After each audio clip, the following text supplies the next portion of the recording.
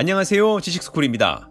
과거 북한 조선중앙TV는 전세계 국가를 대상으로 세계 각국 국민들의 행복지수를 조사 분석하여 자체 발표한 바 있습니다.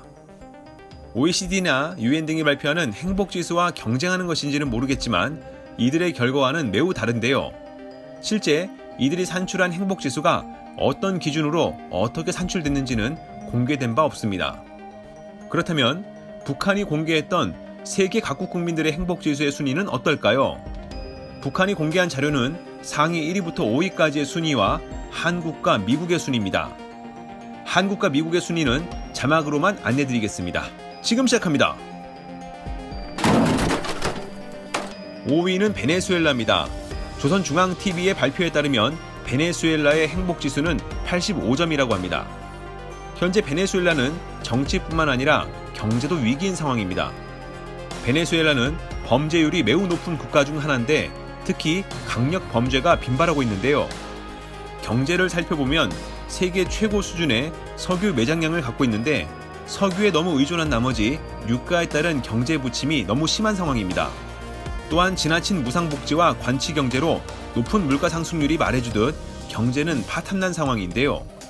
참고로 UN 자문기구인 지속가능발전 해법 네트워크가 발표한 2020 행복지수에서는 베네수엘라의 경우 5.053점으로 99위를 차지한 바 있습니다. 4위는 이란입니다. 조선중앙TV가 공개한 이란의 행복지수는 88점인데요. 이 역시 어떤 기준으로 행복지수가 산출되었는지는 확인이 안 됩니다. 그렇지만 이란은 해외의 다른 기관의 평가에서 행복지수가 그다지 높게 발표된 적이 없던 국가인데요. UN 자문기구인 지속가능발전 해법 네트워크가 발표한 2020 행복지수에서도 이란은 4.672점으로 118위를 차지했습니다. 이 평가 기준에 북한의 우호국가라는 항목이 없다면 어떤 기준으로 평가되어 이란이 전 세계 4위에 올랐는지 탑5 중 가장 미스터리합니다. 3위는 쿠바입니다. 조선중앙TV가 발표한 쿠바의 행복지수는 93점인데요. 북한이 발표한 순위와는 별개로 탑5의 국가 중 쿠바는 다른 여러 기관의 조사에서도 행복지수가 높은 편이었는데요. 과거 조사이긴 하지만 2009년 영국의 신경제재단이 전세계 국가를 대상으로 조사한 국가별 행복도 지수에서 쿠바는 7위를 차지하기도 했습니다. 당시 평가는 삶의 만족도, 기대 수명, 환경 오염 정도 등을 기준으로 삼았는데요. 이렇게 본다면 탑5 중 쿠바는 이렇게 랭크될 수도 있겠다라고 생각할 수 있는 유일한 국가 같습니다. 2위는 북한입니다. 조선중앙TV가 자국 북한의 행복지수를 98점으로 발표했는데요. 이들 보고서에서는 북한 주민들이 매우 자랑스러워한다고 합니다. 결혼을 하게 되면 집, 가구 등이 무료이고 수도와 전기료는 소액이라고 주장합니다. 또한 생활 필수품도 무상으로 배급하고 의료 또한 무상이며 실업 걱정도 없다는데요. 때문에 모든 비용이 국가 부담이라 근로소득도 거의 의미 없어서 북한 주민들은 행복하다고 밝히고 있습니다. 참고로 북한은 UN을 비롯해 행복지수를 측정하는 해외 기관으로부터 조사 대상 국가에 포함되지 않고 있어 객관적인 비교 자료가 없는 상태입니다. 1위는 중국입니다. 조선중앙TV가 밝힌 중국의 행복지수는 무려 100점으로 가장 높았는데요. 유일하게 북한보다 행복한 나라로 중국이 선정되었고 중국은 북한이 동경하는 대상으로 보입니다. 이와 별개로 중국 CCTV는 2020년 7월 중국 내 소득 수준에 따른 행복도를 조사했는데요. 조사에서는 연소득 12만에서 20만 위안의 사람들의 행복도가 가장 높게 나왔습니다. 오히려 이들보다 소득이 높은 사람들의 행복도는 낮았는데요. 이를 보더라도 경제적 소득이 행복의 전부가 아니라는 걸 알 수 있는데 그래도 중국을 1위로 선정한 것은 전 세계 모든 행복지수 조사 결과 중 유일합니다. 참고로 UN 자문기구인 지속가능발전 해법 네트워크가 발표한 2020 행복지수에서 중국은 5.124점으로 94위에 랭크된 바 있습니다.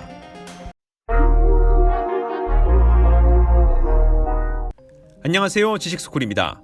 최근 우리나라의 사회 양극화가 매우 심해졌습니다.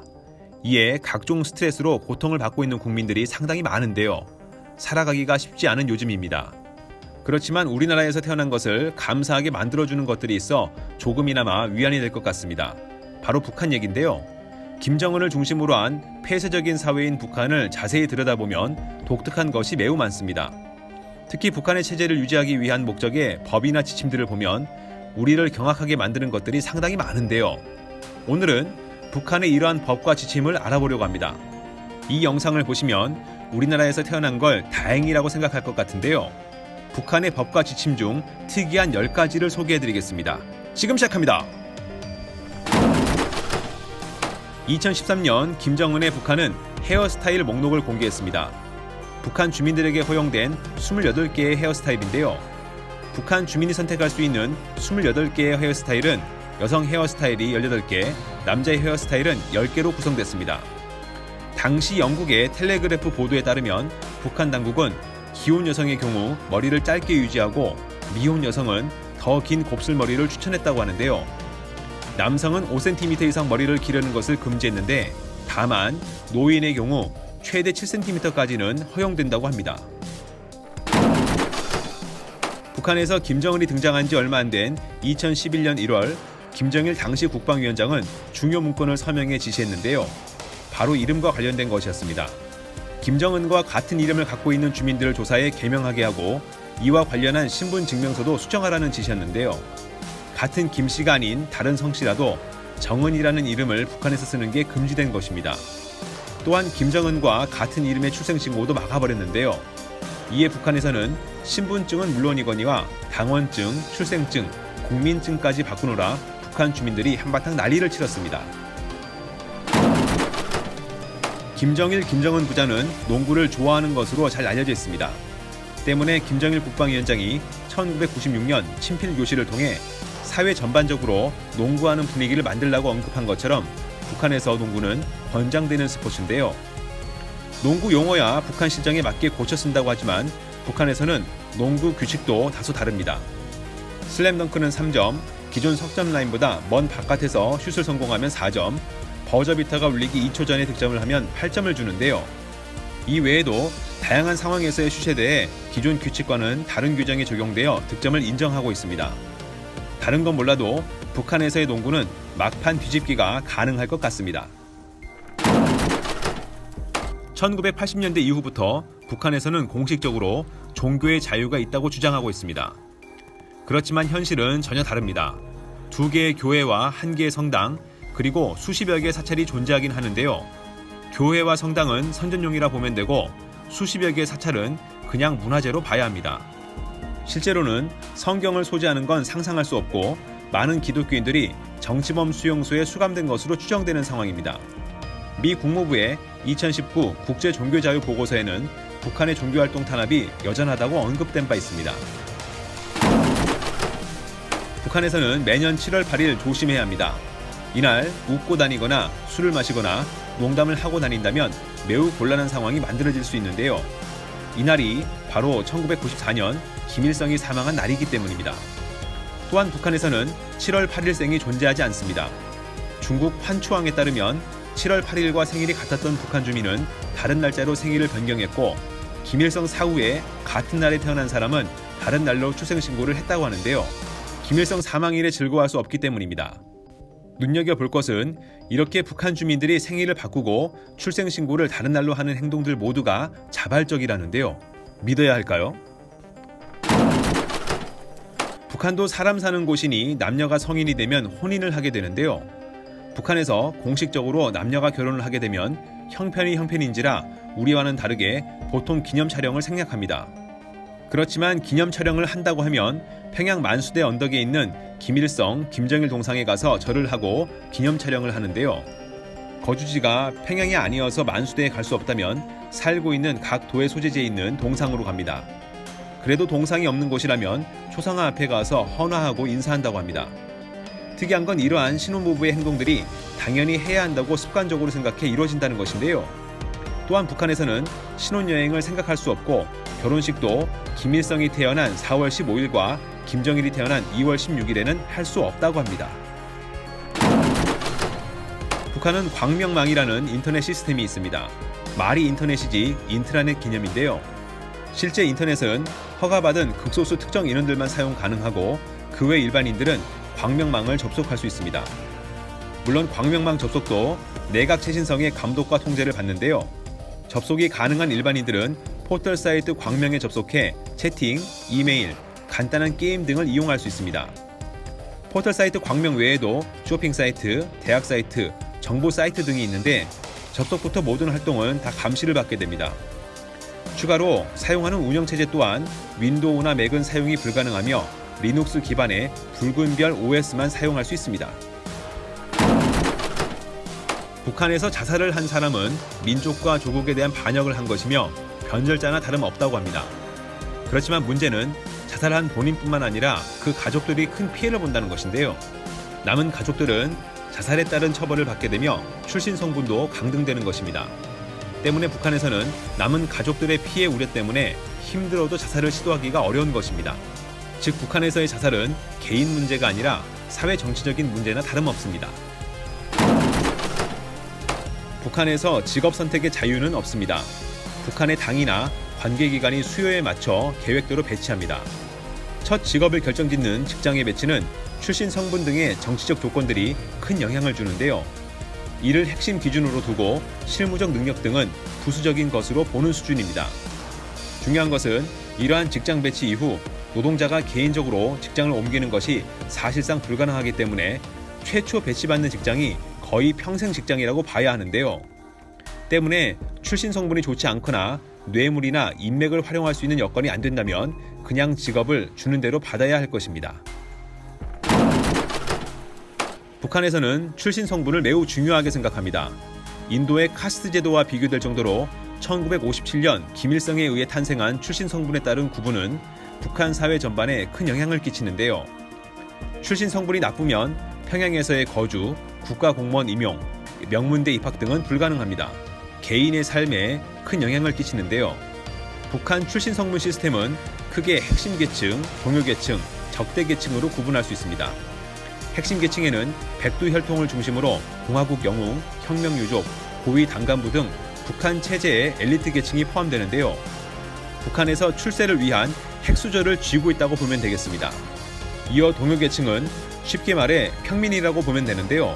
상인, 중국 귀환인, 일본 귀환인, 수공업자, 농부 등이 동요 계층에 속합니다. 그래도 동요 계층은 스스로의 노력으로 출세의 기회를 노려볼 수는 있습니다. 다만 마지막 적대 계층은 좀 다른데요. 적대 계층은 북한 내에서는 적으로 간주될 정도이고 조선시대로 따진다면 천민 수준의 취급을 받습니다. 대표적으로는 변호사, 집주인, 목사, 친일파, 친미파, 탈북 가족 등이 이 계층에 포함됩니다. 번외로 적대 계층에서 더 아래로 가는 것은 바로 정치범 수용소의 입소인데요. 이때는 목숨을 유지하는 것 자체가 유일한 목표일 것입니다.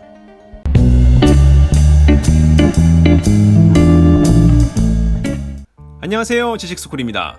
북한은 핵실험을 진행하고 미사일을 발사함에 따라 현재 유엔 안전보장 이사회로부터 제재를 받고 있습니다.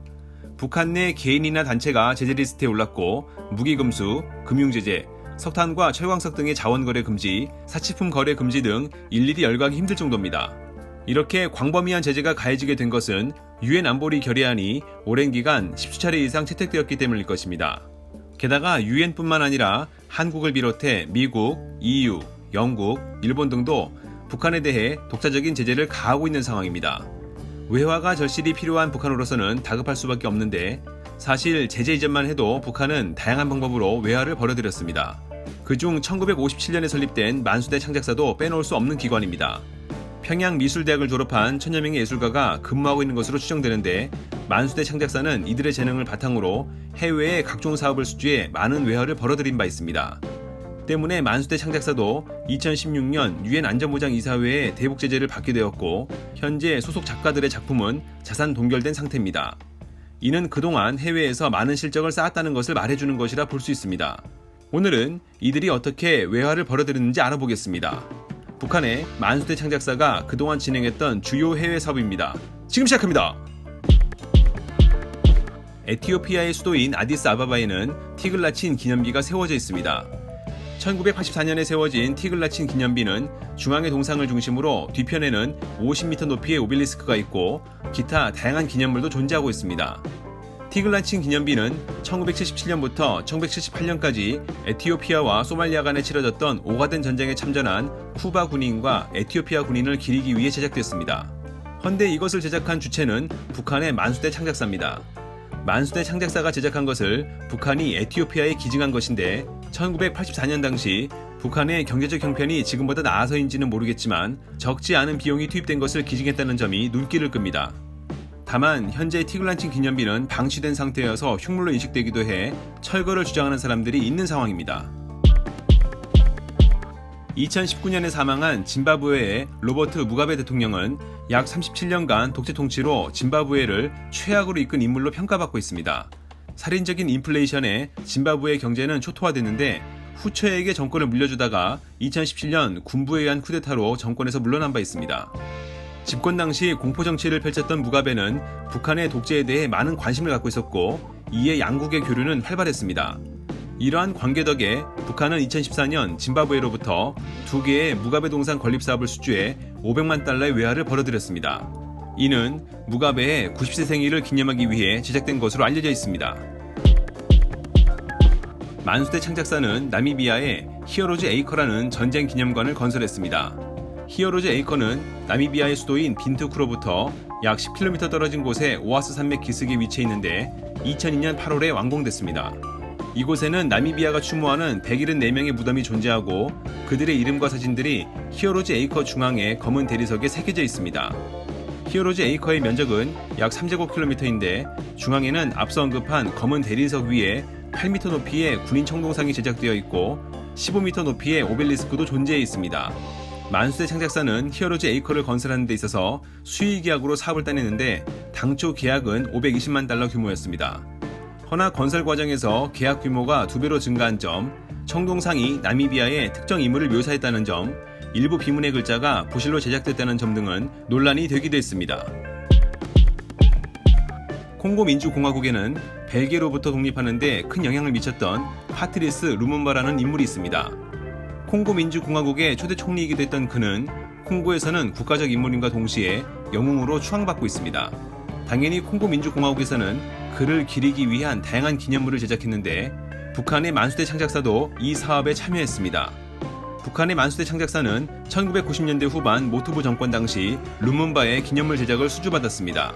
1000만 달러의 예산 규모로 수도인 킨샤샤의 가장 번화한 곳에 루문바의 기념물을 제작해 외화 벌이에 새로운 실적을 세운 것입니다. 과거 독일의 식민지였던 나미비아는 이에 대한 저항 정신을 기리기 위해 독립기념관을 건립했습니다. 독립한 해로부터 24년이 지난 2014년에 독립기념관은 완공되어 대중에게 공개됐습니다. 만수대 창작사는 나미비아 정부로부터 사업을 수주해 40m 높이의 5층 규모로 독립기념관을 설계했는데 과거 식민지 당시 독일의 영향을 많이 받은 나미비아의 수도 빈트우크의 주변 건물과는 다른 디자인을 보여주고 있습니다. 북한의 사회주의 스타일이 많이 반영된 것입니다. 또한 독립기념관 앞에는 나미비아의 초대 대통령이었던 샘 누조마가 한 손에 헌법을 들고 빈투우크를 바라보고 있는 모습이 형상화되어 동상으로 세워졌는데 이 역시 북한 스타일이 반영됐습니다. 만수대 창작사는 나미비아 독립기념관의 건설 대가로 2천만 달러를 지급받은 것으로 추정되고 있습니다. 캄보디아에는 2016년에 개관한 앙코르 파노라마 박물관이 건립되어 있습니다.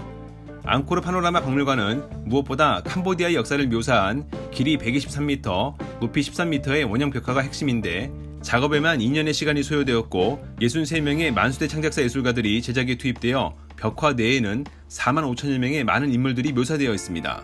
이곳은 입장료가 비싸 눈길을 끄는데 6살 미만은 무료지만 연령에 따라 외국인은 10에서 20달러, 캄보디아인은 6에서 11달러로 책정되어 있습니다.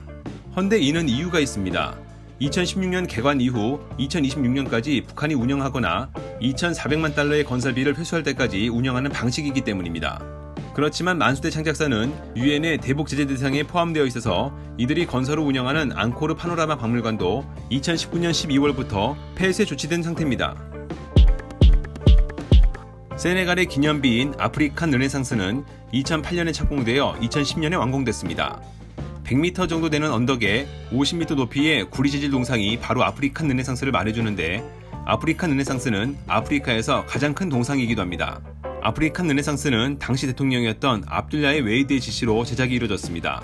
프랑스로부터 독립한 지 50년을 기념하는 명목으로 진행된 사업이었지만 논란이 많았습니다. 무엇보다 세네갈의 경제 여건을 넘어서는 막대한 비용 문제를 들 수 있습니다.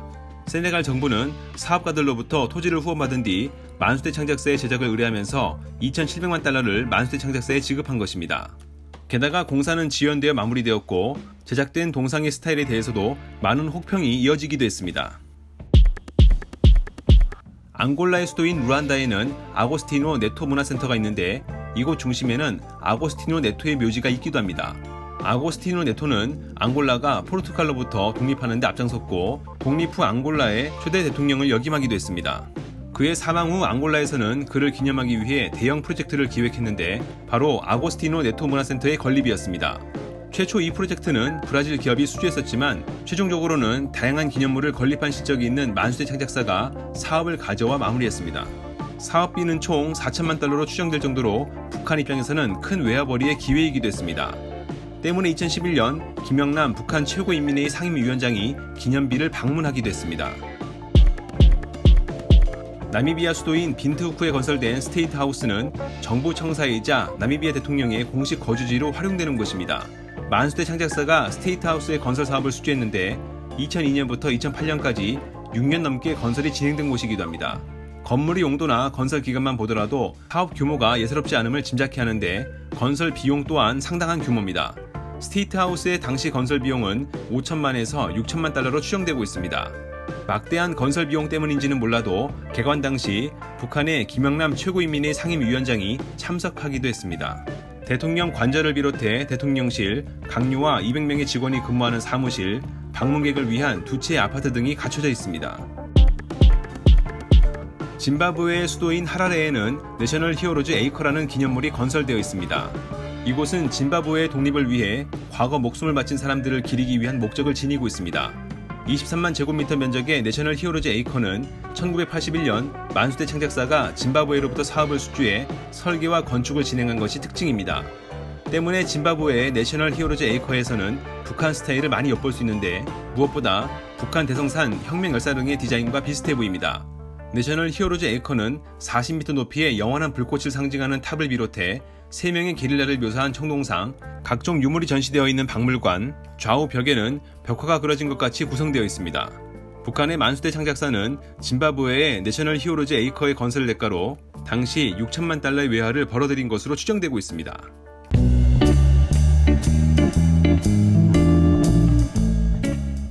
안녕하세요, 지식스쿨입니다. 형태와 방법이 다를 뿐 과거부터 거의 모든 국가에서는 여론에 영향을 주기 위해 흔히 선전이라 불리는 프로파간다를 활발하게 하고 있습니다. 이러한 프로파간다는 의외로 효과가 크기 때문에 프로파간다로 유명해진 인물들도 덜어 있었습니다. 대표적으로 1929년 여성의 공공장소 흡연을 장려해 이를 남녀평등으로 연결시킨 자유의 횃불로 유명한 미국의 에드워드 버네이스를 들 수 있습니다. 헌데 이를 악용해 대중을 세뇌하고 현혹하는 프로파간다도 의외로 매우 많았습니다. 제2차 세계대전 당시 독일을 비롯해 다수의 공산권 국가가 이에 해당하는데 이렇게 프로파간다가 악용된 사례는 어떤 게 있을까요? 오늘은 그중 한 장의 그림으로 모든 내용을 압축적으로 보여주는 북한의 선전 포스터를 알아보겠습니다. 언제 봐도 황당하고 어이없는 북한의 선전 포스터들입니다. 지금 시작합니다. 북한은 선전 포스터를 통해 각종 생산을 강조하고 있습니다. 허나 북한은 대부분 현실을 무시하고 무조건적으로 생산만을 강조해서 생산 강조형 선전 포스터를 보고 북한 주민들이 공감할지 의문입니다. 대표적으로 북한에서 토끼는 곡물 사료도 필요 없고 키운 뒤 고기로 먹거나 토끼털을 수출할 수 있다는 장점 때문에 많이 강조되고 있습니다. 실제로 북한의 2020년 육류 생산량 통계를 보면 토끼 고기는 14만 2,769톤이 생산되어 모든 육류 중 가장 많은 생산량을 기록하기도 했습니다. 2021년 북한에서는 이러한 토끼 사육을 다시 강조하기도 했는데 허나 과거 김정일 집권 시기에도 토끼 사육을 강조해 기업소, 학교, 협동농장에서 북한 주민들을 몰아붙여 혼란을 불러오기도 했기 때문에 토끼 사육을 강조하는 저 선전 포스터를 북한 주민들이 본다면 치를 떨지도 모르겠습니다. 북한은 주민들의 일상생활에도 많은 관여를 하고 있습니다. 북한에서 권장하는 남녀 헤어스타일이 존재한다는 것은 이미 잘 알려진 대표적인 사실인데 이처럼 북한에서는 주민들의 일상생활과 관련해 선전 포스터로 방침을 표현하고 있습니다. 물론 최근 코로나 등으로 인해 다른 국가들처럼 정상적인 사고방식의 위생을 강조하는 목적으로 제작된 것도 있지만 생존이 현실인 상황을 외면하고 주민들이 공감하기 힘든 내용들도 덜어 존재했습니다. 무조건적이고 일방적으로 따르라고 한다면 모두 좋아할까요? 북한에서는 전 북한 주민을 대상으로 노동을 강조하고 있습니다. 따라서 북한에서는 노동을 주제로 한 선전 포스터를 쉽게 볼 수 있습니다. 이는 농업을 비롯해 공업에 이르기까지 노동력이 투입되는 모든 분야에 적용되어 표현됐습니다. 북한에서의 노동은 국가가 계획하고 통제하며 노동의 기회도 개인이 아닌 국가가 부여하는 데다 집단적으로 이루어지기 때문에 노동은 선전 대상에 항상 포함될 수밖에 없습니다. 집단의 이익을 위해 개인의 이익이 무시될 수밖에 없는 상황이라 북한에서의 노동은 대부분의 사람들에게 선택의 여지가 없는 반강제적입니다. 때문에 이러한 선전 포스터들이 진정으로 북한 주민들의 마음을 움직여 노동으로 국가를 위해 헌신하게 하는 효과를 불러왔을지는 의문입니다. 북한에서는 일본을 철천지 원수로 대하고 있습니다. 때문에 일본에 대한 불만을 선전의 도구로도 사용하는데 흔히 일본 타도형이라고 볼 수 있습니다. 헌데 한국에서 봐도 일본 타도형 선전 포스터는 일부 내용의 경우 공감되기도 해 평가하기가 참 애매합니다. 그렇지만 이를 활용해 북한 체제를 강화하려는 행태는 문제입니다. 북한의 일본 타도형 포스터는 먼저 북한 지도부가 항일 투쟁에 나섰다는 것을 강조하면서 북한 주민들에게 북한 지도부에 대한 긍정적인 이미지를 심어주려는 목적이 있습니다. 또 다른 일본 타도형은 말 그대로 일본에 대한 적개심을 표현하고 있습니다. 첫 번째 유형과는 달리 적개심과 관련한 유형은 마냥 부정적으로 비난하지는 못할 것 같습니다. 아무리 불량 국가라고 하더라도 동맹은 항상 존재합니다. 마찬가지로 북한도 중국, 구소련, 쿠바, 시리아 등과 긴밀한 관계를 유지했는데 북한에서는 이들과 관련한 선전 포스터를 다수 제작했습니다. 친선을 강조하고 동맹 관계를 바탕으로 국제사회에서 영향력을 행사할 수 있다는 것을 선전 포스터로 표현하면서 먼저 동맹에게는 북한의 친선 노력을 홍보했습니다. 동시에 북한 주민들에게는 실제 현실과는 반대로 북한이 국제사회에서 고립된 국가가 아니라 글로벌 중심 국가라는 인식을 심어주기 위한 목적도 있습니다. 또한 대외적으로 북한을 과시하는 용도로 쓰이기도 했습니다. 한때 북한은 군을 우선시하는 통치를 했습니다. 이른바 선군 정치입니다. 김일성 사망 이후 북한에서의 선군 정치는 내부 논의를 거친 뒤 1990년대 말부터 본격적으로 대중 앞에 등장했습니다. 군이 권력을 공고히 하고 체제를 안정시키는데 필수적이라고 판단했기 때문에 당시 김정일이 통치하던 북한에서의 선군 정치는 핵심 통치 방식이 됐습니다. 당연히 이를 정당화하고 각인시키기 위해 여러 선전 포스터에서 군을 미화했는데 이는 북한이 자원 배분에 있어서 군이 먼저라는 것에 대한 북한 주민들의 거부감을 없애고 군 내부의 자긍심을 높이며 군의 불만도 잠재우는 목적을 갖고 있었습니다. 그렇지만 이는 김정은이 등장하며 선전 포스터에서 많이 사라졌습니다. 김정은은 군이 아닌 당을 우선시하는 정책을 펴고 있기 때문입니다. 북한은 한국을 주적이자 동시에 통일의 상대로 다루고 있습니다. 때문에 한국을 대상으로 한 선전 포스터를 종종 볼 수 있는데 크게 한국을 타도하는 유형과 유화적인 모습을 보이는 유형이 있습니다. 한국을 타도하는 유형은 주로 북한 내부를 위한 목적으로 제작되는데 특히 남북관계가 경색될 때 북한 주민 앞에 종종 등장합니다. 한국에 대한 증오심을 높여 이를 통치에 활용하고 북한의 여론을 움직여 한국 정부의 대북 관심을 높이는 데 그 목적이 있습니다. 이와 반대로 유화적인 유형은 대북관계가 좋을 때 주로 볼 수 있는데 민족과 통일을 강조하는 내용이 대다수입니다. 헌데 이러한 유화적인 유형은 남북관계가 좋지 않을 때도 북한 주민이나 한국 국민을 타깃으로 하여 화해의 분위기를 조성하고자 등장하기도 합니다. 일반적으로 사기꾼들은 상대방에게 자신을 더욱 믿어달라고 많이 강조합니다. 북한의 선전 포스터 중 충성 강조형 선전 포스터는 이와 비슷해 보입니다.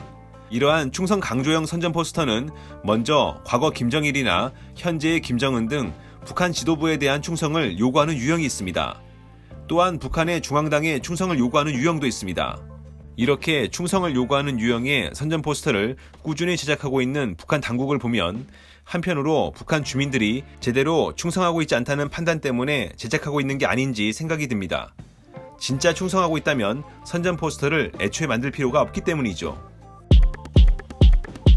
북한은 선전 포스터를 통해 다른 국가나 사회와는 달리 북한은 깨끗하거나 문제없는 국가라고 과시하기도 했습니다.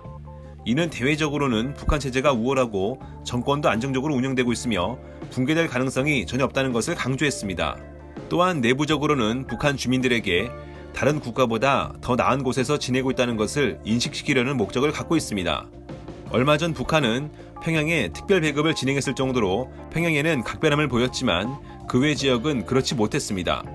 평양이 북한 전체 인구의 10% 정도라는 것에 비춰본다면 90%에 가까운 북한 주민들은 현실과 다른 체제 과시형 선전 포스터에 분노할 것 같습니다. 북한이 주적으로 삼고 있는 몇 개의 국가가 있지만 대표적으로 미국을 빼놓을 수 없을 것입니다. 때문에 북한은 미국을 대상으로 한 각종 선전 포스터가 난무할 정도로 미국 타도를 외치고 있습니다. 이러한 미국 증오형 선전 포스터는 크게 두 가지 유형으로 구분할 수 있는데, 먼저 미국의 이미지를 거짓으로 그럴싸하게 포장해 대중들에게 미국에 대한 공포심과 더불어 적개심을 불어넣는 유형이 있습니다.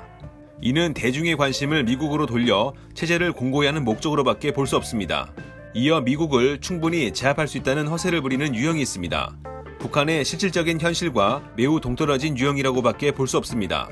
적어도 북한 지도부는 미국이 어떤 국가인지를 분명히 인지하고 있을 것인데, 현실과 달리 미국을 공격하는 선전 포스터에서 북한은 세계 초강대국이라고 북한 주민들을 안쓰럽게 설득하고 있습니다.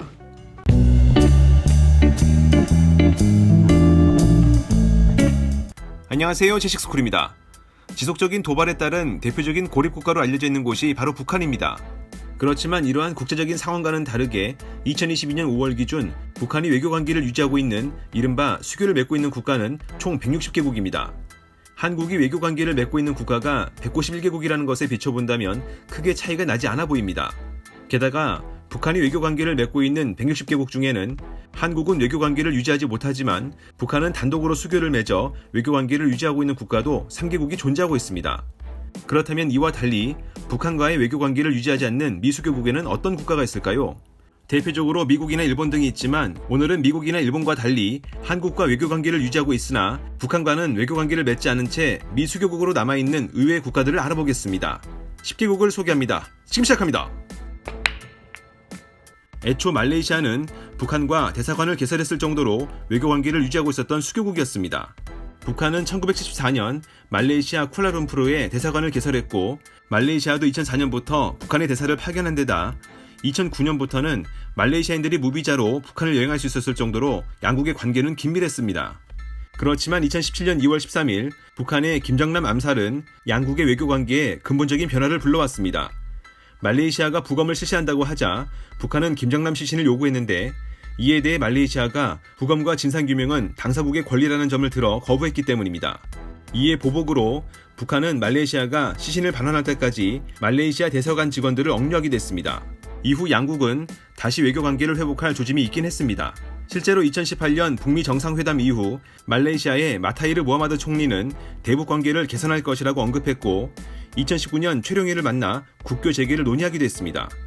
허나 2021년 3월 말레이시아가 탈북자를 미국으로 송환하자 북한은 말레이시아와 외교관계를 단절한다고 발표했고, 이에 말레이시아도 48시간 내에 북한 외교관의 출국을 명령하여 현재 양국의 수교는 단절된 상태입니다.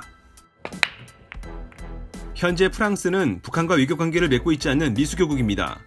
EU 회원국 중에서는 에스토니아와 함께 유의한 국가이기도 합니다. 프랑스가 이처럼 북한과 외교관계를 맺고 있지 않은 이유는 크게 두 가지입니다. 바로 인권과 핵입니다. 프랑스는 일관되게 북한이 핵무기를 포기하고 인권을 개선할 경우 외교관계 수립에 대해 검토해보겠다는 입장입니다. 1981년 방북한 프랑스의 미테랑 대통령이 북한을 인정하겠다고 약속하기도 했었고, 2011년 프랑스 정부가 평양에 프랑스 협력문화활동사무소를 개설하기도 했지만 프랑스는 이에 대해 이는 문화와 인도주의적 측면에서만 접근한 것이어서 실제 북한이 핵 문제, 인권 개선을 이뤄내야 외교관계를 수립할 것이라고 다시 한번 강조했습니다. 바티칸 시국과 북한의 관계는 매우 냉랭한 상태입니다. 북한은 표면적으로 종교의 자유를 허용하고 있다고 주장하며 1988년 완공한 성당인 장충성당을 대외적으로 홍보하고 있지만 실상은 다릅니다. 북한은 가톨릭을 포함한 모든 종교를 통제하고 탄압하면서 북한 주민의 종교활동을 철저히 금하고 있는 상황입니다. 특히 바티칸 시국 입장에서는 북한이 건국 당시 성직자들을 처형한 역사가 있는 데다 가톨릭을 대외에는 국가체제를 홍보하기 위한 수단으로만 활용하고 있고, 내부적으로는 체제 안정을 위해 종교인 색출에만 열을 올리고 있어 근본적인 변화가 있지 않는 한 관계 개선이 쉽지 않은 상황입니다. 북한도 일반 국가와 다른 바티칸 시국의 특성상 외교관계를 개선할 경우 체제에 엄청난 변화를 몰고 올 수 있어서 외교관계 개선에는 소극적입니다. 간혹 교황의 방북이 거론되긴 하나 마찬가지로 실현되지 못하고 있는 상태입니다. 남아메리카의 대표적인 친미 국가 중 하나인 엘살바도르는 현재 북한과는 수교하지 않은 상태입니다. 엘살바도르는 북한과 비동맹 회원국이어서 비동맹 회의 때 접촉이 있긴 하지만 교류나 교육을 목적으로 한 별도의 외교관계를 보여주지는 않고 있습니다. 엘살바도르는 유엔의 대북 제재를 대체로 적극적으로 이행하고 있는데 한때 제재 중인 북한과 49건의 무역 건수가 있어 주목되기도 했으나 이는 한국과의 무역호도 혼동으로 담당자가 한국을 북한으로 잘못 기입했던 것이어서 대북 제재를 위반하지 않은 것으로 밝혀지기도 했습니다. 엘살바도르는 북한과 관련한 주요 국제적 사안에 대해서는 한국의 입장을 지지하고 있는 상황이어서 북한과의 관계 개선이 당장 이루어질 것으로 보이지는 않습니다. 사우디아라비아의 유태에 있는 쿠웨이트에는 북한 대사관이 존재하지만 사우디아라비아와 북한과의 외교관계는 단절된 상태입니다. 북한이 1992년 오만, 1993년 카타르, 2001년 쿠웨이트와 바레인, 2007년 아랍에미리트 등 여러 걸프협력회의 회원국들과 외교관계를 수립했음에도 현재까지 사우디아라비아는 북한과의 관계 개선에 냉담한 상태입니다. 먼저 북한은 사우디아라비아가 외교관계를 단절한 지역 라이벌인 이란과 핵과 미사일 등을 협력할 만큼 매우 긴밀한 관계입니다. 이어 북한은 2002년 예멘에 대략 20기의 스커드 미사일을 판매했는데 후티 반군이 이를 사우디아라비아와의 분쟁에서 사용했을 정도로 사우디아라비아의 시각에서는 북한이 달가운 존재는 아닙니다. 게다가 궁극적으로 사우디아라비아는 시리아나 이란과 달리 미국과 동맹국 수준의 관계를 유지하고 있어 당장 외교관계가 개선될 것으로 보이지는 않습니다. 북한과 외교관계를 맺기 어려운 국가를 꼽자면 가장 먼저 이스라엘을 들 수 있습니다. 이스라엘과 북한은 상호 매우 적대적인 관계입니다. 먼저 북한은 1973년 욤키푸르 전쟁에서 조종사를 이집트에 파견해 미그 21로 이스라엘의 F4와 공중전을 치르기도 했었는데 당시 공중전에서 미그 21 한 대가 이스라엘에 의해 격추된 바 있습니다. 또한 북한은 수년간 이란, 시리아, 리비아 등 이른바 이스라엘의 적성국에 미사일과 무기를 공급해 이스라엘을 자극하기도 했습니다. 2010년 이스라엘의 외무장관이었던 아부그도르 리버만은 북한을 시리아, 이란과 묶어 악의 축이라고 밝히기도 했고 2014년 이스라엘이 팔레스타인과 갈등을 보이자 북한은 하마스에 무기 거래를 제한하기도 했을 만큼 이스라엘과 북한의 관계는 복잡하게 얽혀 있습니다. 현재 북한은 이스라엘을 제국주의의 위성국가로 보고 국가로 인정하지 않은 채 오히려 보복을 공언하며 팔레스타인만 국가로 인정하고 있고 이스라엘은 북한을 세계 안보의 위협국가로 인식하고 있는 상황입니다. 우루과이는 전통적으로 한국과 매우 우호적인 관계를 유지하고 있습니다. 이는 반대로 북한과의 관계가 순탄치 않음을 보여주는 것이기도 한데 우루과이는 북한과 수교하지 않은 상태입니다. 무엇보다 우루과이는 북한의 핵개발, 미사일 도발, 인권 탄압에 대해 매우 비판적인 시각을 갖고 있는 상태입니다. 유엔 내에서 북한의 제재 관련 입장도 한국 정부와 긴밀히 공조해 나간다는 방침을 갖고 있을 정도입니다. 특히 북한은 주 브라질 북한 대사관과 주 페루 북한 대사관을 통해 우루과이 정부의 외교관계 수립을 시도했지만 우루과이 정부는 이에 응하지 않기도 했습니다. 지난 2017년 우루과이의 로돌포닌 노보아 외교장관은 북한의 태도 변화가 없는 한 수교 등의 관계 개선은 없을 것이라고 강조하기도 했습니다. 북한과 이라크는 1968년 사담 후세인이 집권하면서 외교관계를 맺은 바 있습니다. 그렇지만 이러한 양국의 관계는 1980년 이란과 이라크가 전쟁을 치르면서 산산조각 났습니다. 북한이 이란을 지원했기 때문입니다. 실제 북한이 이란에 지원한 T-54, T-55 전차를 비롯해 170mm 곡산 자주포와 스커드 미사일은 전쟁 당시 이라크에 노획되기도 했습니다. 그렇지만 1990년대 말 이라크는 북한으로부터 미사일을 구매하는 등 양국은 미사일 거래로 다시 협력관계를 구축했습니다. 또한 2001년 미국은 이라크가 북한과 함께 아프리카 수단에 미사일 공장을 공동 건설했다고 보고서를 공개한 바 있습니다. 그렇지만 2003년 미국과 이라크 전쟁으로 사담 후세인 정권이 몰락하자 미국과 긴밀해진 이라크는 북한과의 외교관계를 단절한 상황입니다. 실제 2012년 시리아 내전 당시에는 북한의 무기가 시리아에 유입되는 것을 막고자 이라크는 북한 항공기의 영공 접근을 불허한 바 있습니다.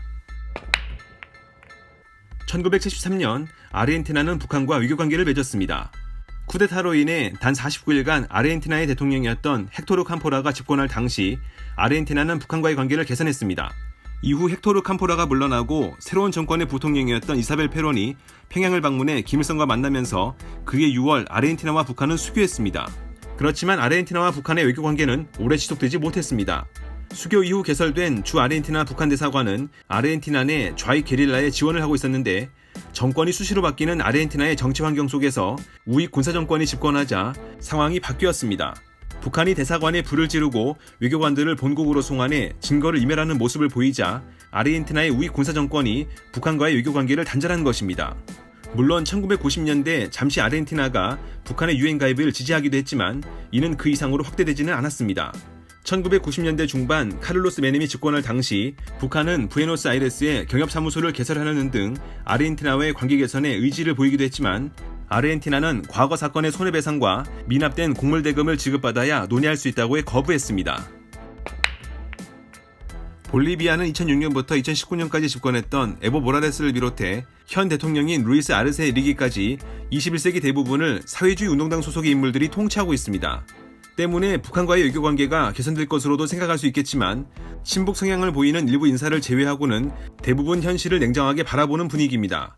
북한이 모랄레스 대통령 연임 확정 당시 주 페루 북한 대사관을 통해 취임식 특사 파견을 원했지만 볼리비아 정부는 이를 거절했고 이후 G77 플러스 중북 특별정상회의에서 북한 대표단은 볼리비아 고위 인사에게 수교를 요청하기도 했는데 볼리비아는 한 발 물러선 모양새입니다. 이는 한국과의 관계가 애매해질 수 있다는 점과 북한과의 수교가 볼리비아 경제에 실익이 없다는 점 때문에 사회주의 정권이 통치하고 있음에도 볼리비아는 북한과의 외교관계 정상화를 추진하지 않고 있는 상태입니다.